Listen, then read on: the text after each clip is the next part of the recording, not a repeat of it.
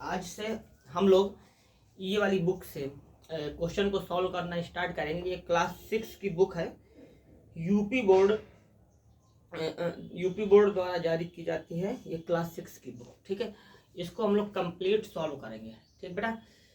तो इस देखिए, कई स्कूलों में ये बुक चलती है, कई स्कूलों में एनसीईआरटी बुक चलती है, तो लगभग चीज़ें सेम रहती हैं। अब जो नई एनसीईआरटी आई है वो बहुत ही ज़्यादा अलग है, तो अभी हम लोग इससे कवर करते हैं, ठीक है।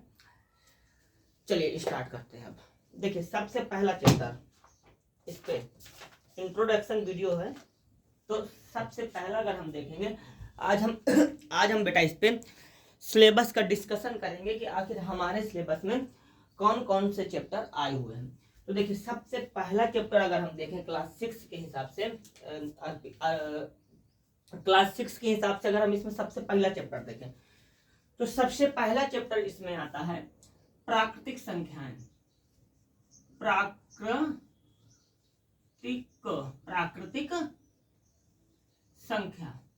प्राकृतिक संख्या, ठीक है सर। प्राकृतिक संख्या पहला चैप्टर कौन सा है इसमें? प्राकृतिक संख्या। दूसरा आता है पूर्ण संख्या। पूर्ण संख्या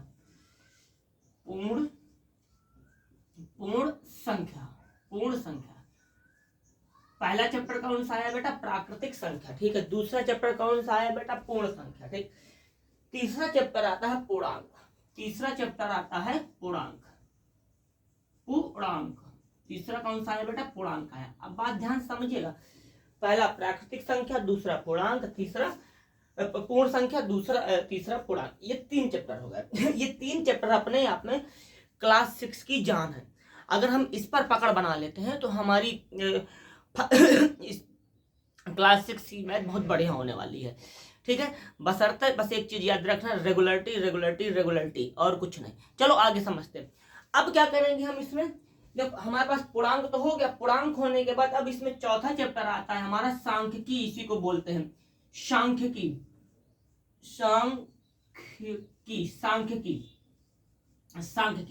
सर इसमें क्या होगा? सारी चीजें बताई जाएंगी बढ़िया से। सांख्यिकी के बाद इसमें आता है हमारा बीजगणितीय अवधारणा। देखो, ये हमारा अगर देखें तो ये जो चैप्टर होगा ये हो गए हमारे नॉर्मल मैथ फर्स्ट बोलते हैं इसको, ठीक है। अब हम आते हैं इस पे, जो अब हम मैं लिखने वाला हूँ। देखो 5वें में, यहाँ पे जो 5वां चैप्टर है, इसका 5वां चैप्टर दिया हुआ बीजगणितीय अवधारणा। बीजगणितीय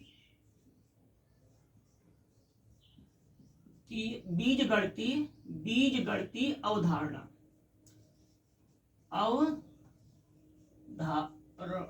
बीजगणितीय अवधारणा। चलो आगे देखो, 5वें के बाद हमारा 6वां चैप्टर आता है बीजीय व्यंजक।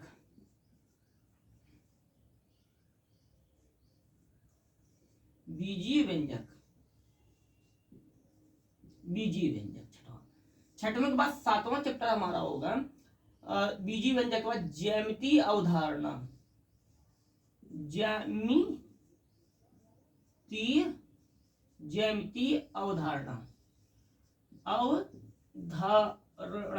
पहले हम लोगों को हमारा सिलेबस क्लियर हो जाना चाहिए। और 8वां चैप्टर होता है हमारा कोण। 8वां चैप्टर कौन सा है बेटा? कोण के बारे में। यहाँ हम लोग कोण के बारे में बढ़िया से सीखेंगे, कोण। तो लगभग ये 8 चैप्टर हो गए, ठीक है। पहला प्राकृतिक संख्या, दूसरा पूर्ण संख्या, तीसरा पूर्णांक, चौथा सांख्यिकी, 5वां बीजगणितीय अवधारणा, फिर बीजीय व्यंजक, इसके बाद ज्यामितीय अवधारणा, इसके बाद कोण, ठीक। आगे देखते हैं। इसके बाद 9वां चैप्टर है हमारा लंब और समांतर रेखाएं।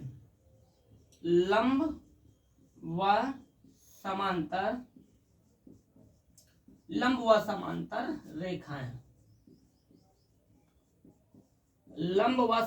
रेखा। इसके बाद 9 के बाद 10वां चैप्टर है हमारा लघुत्तम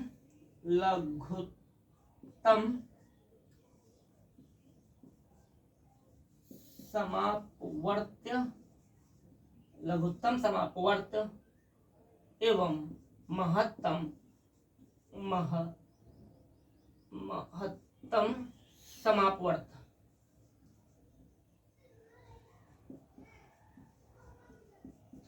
समापवर्त।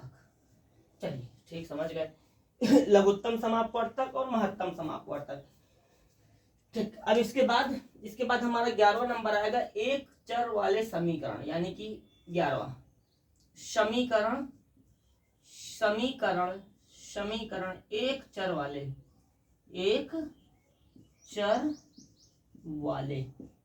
वाले समीकरण। इसके बाद हमारा आएगा 12वां वाणिज्य गणित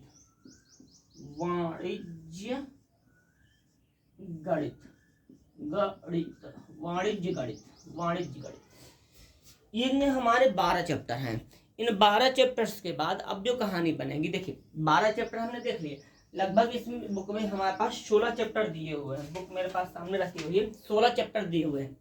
बात समझिए, आज सिलेबस इसलिए बता रहे हैं ताकि आपके दिमाग में हो जाए कि हमें पढ़ना क्या क्या है। देखिए सबसे अच्छी बुक अगर मुझे कोई लगती है तो मुझे यही लगती है, ठीक है। बाकी हमने प्राइवेट किताबें जो आती है उसमें आधा सिलेबस गायब कर देते हैं, महंगी ऊपर से ठीक है। तो देखो प्राकृतिक संख्याएं, पूर्ण संख्याएं, पूर्णांक, सांख्यिकी, बीजगणितीय अवधारणा, बीजीय व्यंजक, ज्यामितीय अवधारणा, कोण, लंब समांतर रेखाएं, लघुत्तम समापवर्तक, समीकरण एक चर वाले और बीजगणितीय वाणिज्य गणित। इसके बाद 13 आता है त्रिभुज।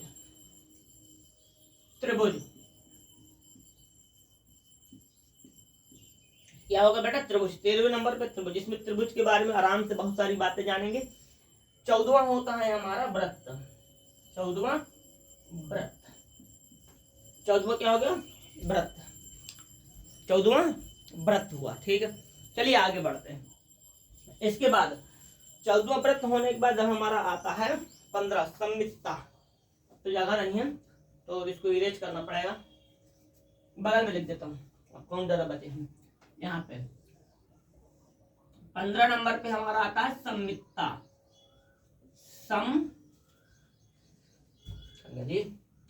संमितता 15 के बाद 16 नंबर पे आएगा हमारा क्षेत्रमिति। कौन सा मिति? क्षेत्रमिति। ये चीज है क्षेत्रमिति। बड़ी ती लग गई है, छोटी कर लेते हैं। ये 16 चैप्टर है हमारे क्लास 6 में, ठीक है। तो ये क्लास 6 का है पहला सिलेबस पे हम लोग थोड़ा सा पकड़ बनाते हैं अपनी। प्राकृतिक संख्या, पूर्ण संख्या, पूर्णांक, तीनों को अपने मन में रखते हैं। प्राकृतिक संख्या, पूर्ण संख्या, पूर्णांक, प्राकृतिक संख्या, पूर्ण संख्या, पूर्णांक, फिर सांख्यिकी। फिर मेरे साथ बोलते जाइए, सिलेबस अगर आपको माइंड में होगा तो पढ़ने में मजा आएगी। प्राकृतिक संख्या, पूर्ण संख्या, पूर्णांक, सांख्यिकी, इतना 4 बार, चारों चीजें एक साथ आएंगी, ठीक। इसके बाद बीजगणितीय अवधारणा, बीजीय व्यंजक, ज्यामितीय अवधारणा। बीजगणितीय अवधारणा, बीजीय व्यंजक, ज्यामितीय अवधारणा, ठीक है। फिर से देखिए, बीजगणितीय अवधारणा, बीजीय व्यंजक, ज्यामितीय अवधारणा। इसके बाद कोण, लंब व समांतर रेखाएं, लघुत्तम समापवर्तक, समीकरण, वाणिज्य गणित, त्रिभुज, वृत्त, संमितता और क्षेत्रमिति, ठीक है। तो देखिए भाई, इतना हम लोगों ने इसको बढ़िया से समझा कि हमारा सिलेबस क्या है क्लास 6 का, ठीक। चलिए अब स्टार्ट करते हैं, कंटिन्यू। देखिए हमारे पहले चैप्टर का नाम है प्राकृतिक संख्या, जैसा कि मैंने अभी अभी बताया। तो प्राकृतिक संख्या को लिखने से पहले हम लोगों को समझना जरूरी है, ठीक है। समझते हैं सर, आखिर क्या होती है प्राकृतिक संख्या। तो अगर मैं प्राकृतिक संख्या की बात करूं कि सर प्राकृतिक संख्या का मतलब क्या होता है, तो देखिए ध्यान से समझिएगा। प्राकृतिक संख्या का क्या मतलब है? देखो, प्रकृति का मतलब होता है संसार। हाँ, प्रकृति का मतलब क्या हो गया? संसार। यानी कि प्राकृतिक संख्याएं, यानी कि प्रकृति में पाई जाने वाली संख्याएं। क्या कहा मैंने?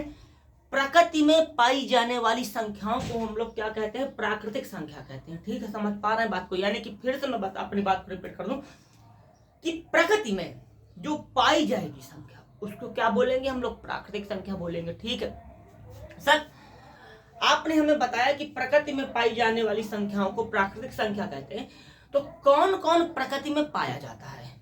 कौन कौन प्रकृति में पाया जाता है? तो हम लोग अगर हमको ये पता चल जाए कि कौन कौन प्रकृति में पाया जाता है, तो हम लोगों को पता चल जाएगा प्राकृतिक संख्याओं के बारे में।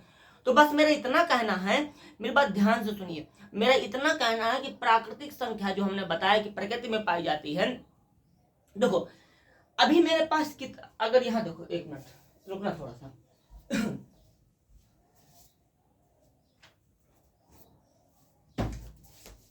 देखो अगर अभी हम यहाँ देखो कि मेरे पास कितनी ये किताबें हैं, कॉपी है और एक किताब है, तो इसको हटाना पड़ेगा, कॉपी लेके आनी पड़ेगी।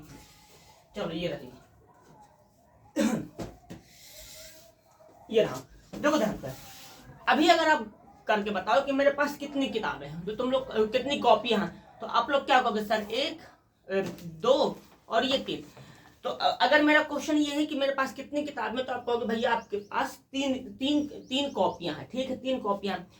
अच्छा अब मैंने इसको हटा दिया, ध्यान समझना, मैंने इसको हटाया, तो अब मैंने पूछा बताइए मेरे पास कितनी कॉपी हैं, आपने कहा 2, अच्छी बात है। मैंने कहा किस कलर की हैं, तो आपने कहा कि लाल कलर की है, ठीक, इसको भी मैंने हटा दिया।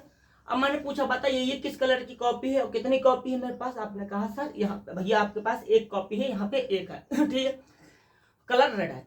अब जब मैंने इसको गायब कर दिया अब मैंने कहा मेरे पास कितनी कॉपी है, तो आपने कहा कि भैया आपके पास 0 कॉपी है, ठीक है, हमारे पास 0 कॉपी है 0 कॉपी है। तो अब मैं ये पूछना चाहता हूं कि मेरे पास 0 कॉपी, तो पर उसका कलर बताओगे आप किस कलर का है, नहीं बता पाएंगे भाई, 0 कॉपी का कलर कौन बताता है। हाँ यही मैं भी आपको समझाना चाहता था कि जो 0 कॉपी का कलर कोई नहीं बता सकता, क्योंकि 0 तो इस पृथ्वी में एग्जिस्ट ही नहीं करता है, 0 है ही नहीं, 0 प्रकृति में है ही नहीं।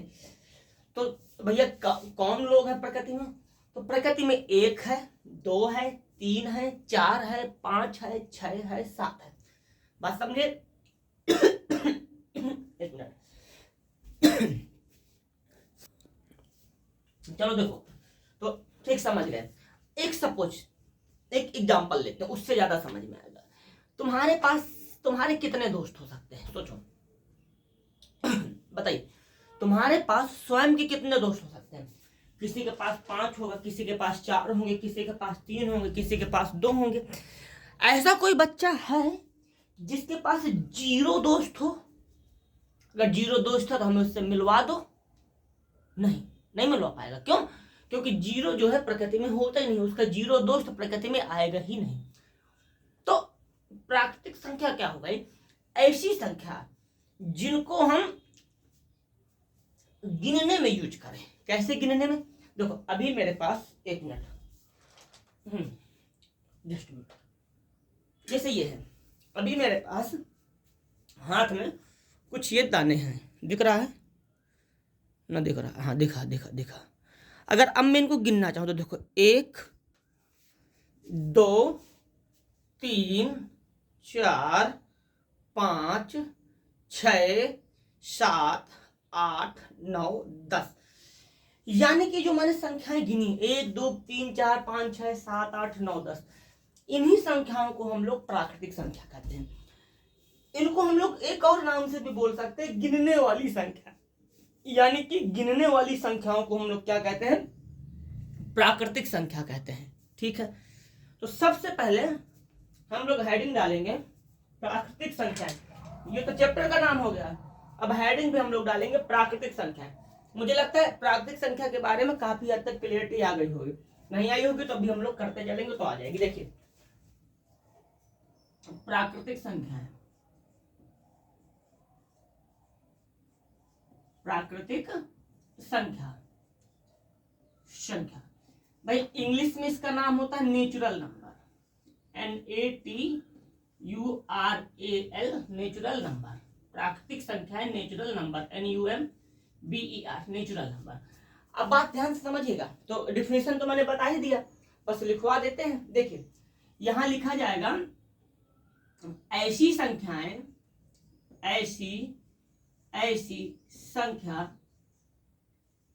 संख्या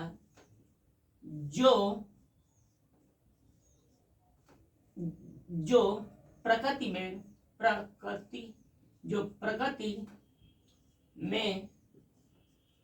होती, जो प्रकृति में होती हैं, प्रकृति में होती हैं, प्रकृति में होती हैं, तथा तथा जिनका जिनका उपयोग उपयोग जिनका उपयोग हम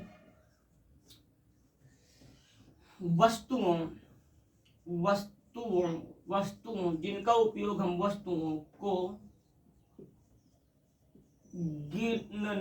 वस्तुओं को गिनने में करते वस्तुओं को गिनने में करते हैं वस्तुओं को गिनने में करते हैं प्राकृतिक संख्या कहलाती हैं। प्राकृतिक प्राकृतिक प्राकृतिक संख्या प्राकृतिक संख्या कहलाती है प्राकृतिक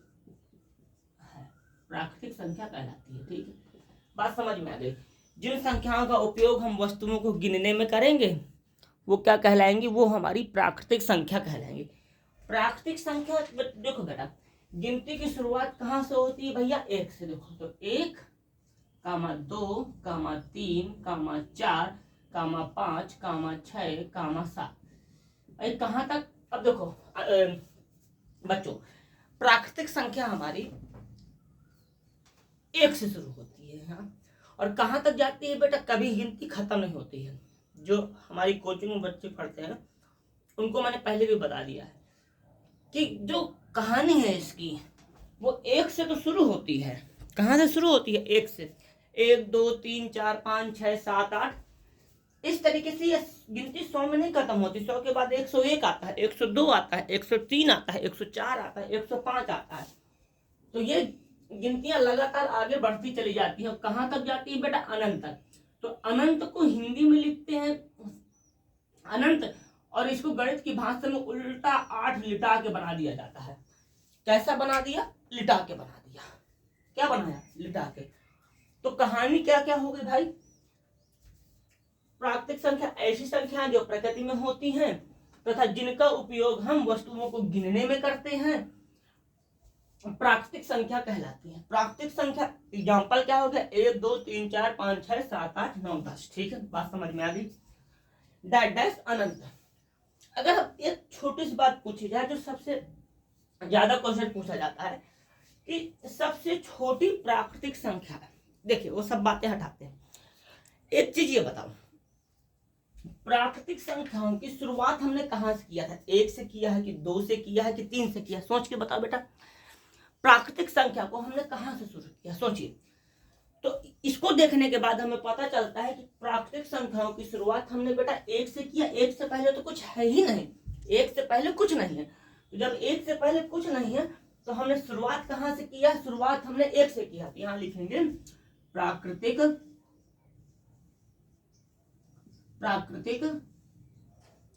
संख्या की शुरुआत प्राकृतिक संख्या की शुरुआत 1 से होती है। 1 से होती, कहां से होती है भैया, 1 से होती है। प्राकृतिक संख्याओं की शुरुआत कहां से होती है, 1 से होती है। ठीक है, 1 से हो गई। अब देखिए 1 से तो हमने शुरुआत कर दिया, अब इसके बाद कहानी क्या बनेगी देखो ये देखोगे, अगर तो ये 1 है, 1 से बड़ा 2, 2 से बड़ा 3, 3 से बड़ा 4, 4 से बड़ा 5। तो अगर हम देखें कि प्राकृतिक संख्याओं में सबसे छोटा कौन है, प्राकृतिक संख्याओं में सबसे छोटा कौन है, तो हमको दिखाई देगा प्राकृतिक संख्याओं में सबसे छोटा 1 है।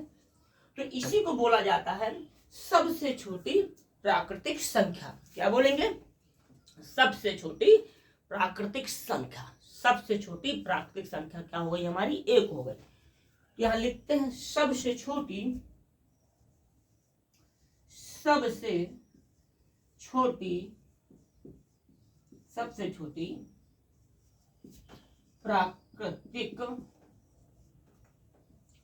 संख्या, सबसे छोटी प्राकृतिक संख्या बराबर 1। सबसे छोटी प्राकृतिक संख्या 1। ये भी प्रश्न पूछा जा सकता है कि सबसे बड़ी प्राकृतिक संख्या, सबसे बड़ी प्राकृतिक संख्या। तो बेटा हम किसी भी नंबर को सबसे बड़ा नहीं कह सकते। क्यों भाई? अगर मैं 100 को सबसे बड़ा कह दूंगा तो 101 है उसके आगे। अगर मैं 200 को बड़ा कह दूंगा तो उसके आगे भाई 300 है। तो सबसे बड़ी प्राकृतिक संख्या हम लोग नहीं बता सकते, पर छोटी जरूर बता सकते हैं। यहां लिखेंगे सबसे बड़ी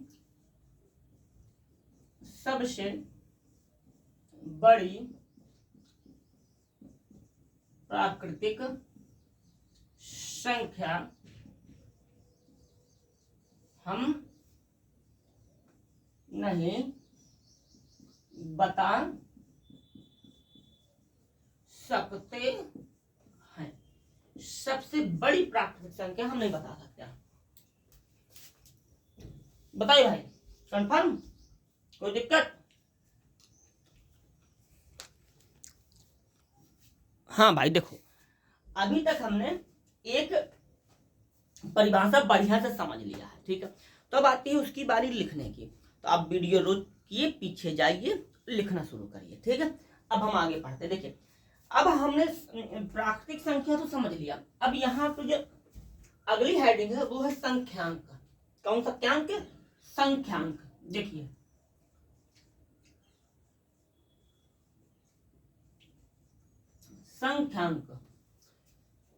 संख्यांक, ठीक है। देखिए, पहली बात सोचो भाई, तुमने जैसे मैंने बोला 2, तो 2 हम कैसे लिखते हैं? इस तरीके से। तो भाई सोचने वाली बात है कि 2 हम ऐसा कहने नहीं लिखते। तो संख्या को व्यक्त करने के लिए जिन अंकों का प्रयोग करते हैं उसे क्या कहते हैं? संख्यांक। फिर मैं बता दूं, देखिए, संख्याओं को जिन संकेतों द्वारा व्यक्त किया जाता है, संकेत मतलब चिन्ह। जैसे अगर देखा जाए तो अस्पताल का चिन्ह कैसा होता है? अस्पताल में अगर आप जाओगे तो एम्बुलेंस में इस तरीके का निशान बना रहता है, तो ये बेटा अस्पताल का निशान हो गया। उसी तरीके से संख्याओं को भी संकेतों से व्यक्त करते हैं। जैसे 1 2 3 4 5 6 7 8, इन सबके चिन्ह फिक्स है। आप यहां पढ़ लीजिए तो भी उसको वही चीज बोलेंगे, आप दिल्ली जाके पढ़ लीजिए तो भी वही चीज बोलेंगे। तो संख्याओं को व्यक्त करने के लिए देखो, ध्यान समझना, देखिए, संख्याओं को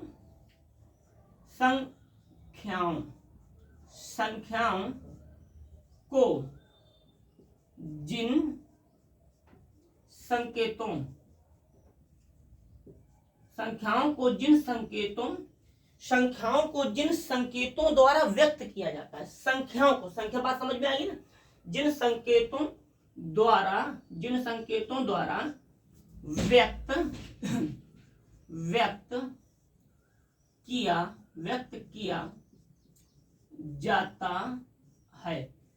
किया जाता है। संख्याओं को जिन संकेतों द्वारा व्यक्त किया जाता है उसे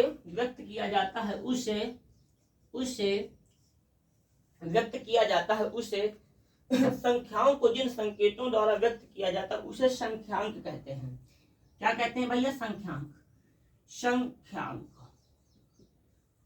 थोड़ा सा कम समझ में आया होगा तो मैं इसको फिर समझाता हूँ। चलो, जैसे मैंने लिख दिया, यहाँ पे पूछते हैं ऐसा सिंपल सा। मैंने लिखा 305 का संख्यांक। 305 का संख्यांक। तो भाई अब मुझसे क्वेश्चन पूछा गया 305 का संख्यांक, तो मुझे अच्छे से पता 305 को संख्यांकों में कैसे लिखेंगे। सिंपल सी बात है, 305 ये इकाई, दहाई, सैकड़ा, तो 305 इसी को तो हम लोग क्या बोलेंगे? संख्यांक बोलेंगे। बताइए, इतनी सी बात क्लियर है? कोई कंफ्यूजन? ठीक है, तो हम लोगों ने संख्यांक को अच्छे से देख लिया। ठीक है, आज हमने 2 चीजें देखी। पहला प्राकृतिक संख्या क्या होती है, फिर हमने संख्यांक के बारे में सीखा। तो अब आज इतना ही रखते हैं, इसके बाद हम लोग बाकी कल करेंगे। अब इसमें रिवाइज कर लेते हैं। प्राकृतिक संख्या क्या होती है? ऐसी संख्याएं जिनको प्रकृति में पाई जाती हैं, यानी कि ऐसी संख्या जिनका उपयोग हम गिनने में करते हैं, उन्हें प्राकृतिक संख्या कहते हैं। सबसे छोटी प्राकृतिक संख्या 1 होती है, सबसे बड़ी प्राकृतिक संख्या हम नहीं बता सकते हैं, ठीक है। संख्याक क्या होते हैं? जिन संख्याओं को जिन चिन्हों द्वारा व्यक्त किया जाता है, संख्याओं को जिन संकेतों द्वारा व्यक्त किया जाता है उसे हम क्या कहते हैं? उसे हम संख्यांक कहते हैं। और संख्यांक में अगर मैंने एक एग्जांपल आपको दिया कि 305 का संख्यांक क्या होता है, तो 305 का संख्यांक 305 होता है, ठीक है। तो अब ये नई शुरुआत है, ठीक है। जो भी बांदा के आसपास के बच्चे हो तो स्वराज कॉलोनी गली नंबर 1 आके मुझसे संपर्क कर सकते हैं, जिनको ऑफलाइन पढ़ना हो। बाकी हम लोग यूट्यूब में इस तरीके के वीडियो डालते रहेंगे, ठीक है। बाय बाय, धन्यवाद। ठीक, अगर यहाँ तक आप लोगों ने देख ही लिया है तो आई थिंक आपको समझ में आया होगा, तभी यहाँ तक आए हो, तभी मैंने ये बातें बोली है। अगर अच्छा लगा है तो आइए साथ में जुड़ते हैं और पढ़ते हैं कक्षा 6।